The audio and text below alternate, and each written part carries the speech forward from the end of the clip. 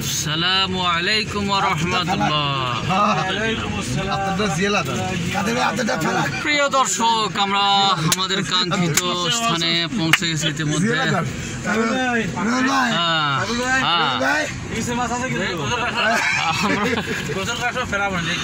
আপনাদের সে কাঙ্ক্ষিত সুনামগঞ্জ আঙ্গুয়া হাওরে চলে এসেছি।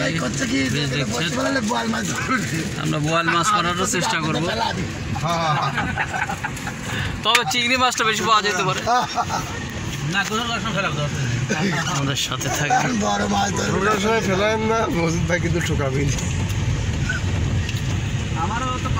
ইতিমধ্যে আমরা চলে এসেছি আমাদের সেই ধর্মশালা সুনামগঞ্জ পার হয়ে।